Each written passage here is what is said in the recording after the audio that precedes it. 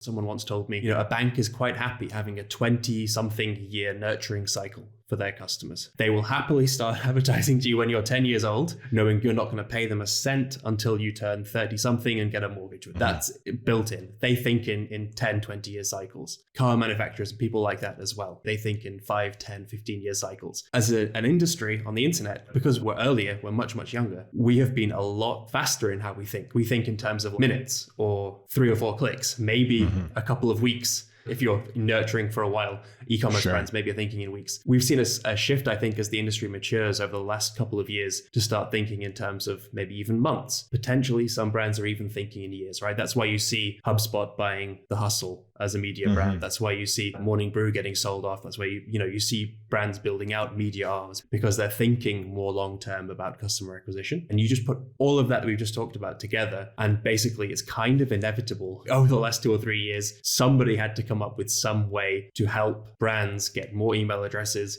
using word of mouth. We definitely weren't the first to invent this. Referral programs have been around before. Companies like Morning Brew, for example, who had to spend ridiculous amounts of time and money to build their own simple version of this in-house. What happened was I had people coming to me just with a marketing background and a background as a founder saying, hey, Louis, how can we do this thing that Morning Brew and The Hustle are doing, but without having to hire someone full-time and spend tens of thousands of dollars? I went out to my friend Manuel, who was running a referral tool, and said, well, you're a clever guy. You've got one of the good referral tools out there. Can we do this? If not, who should I go to? He basically said to me, look, you can't do this without a tool. There's no really good tool for this out there that wouldn't involve a lot of work. But funny thing, you're like the 5th person who's asked me that this week. We should look into this and see if there's some way to do it. We kind of played around with it on the side for a couple of months and then realized, oh, wow, there is a massive market for this. It is performing ridiculously well. We should go all in on this and see what happens.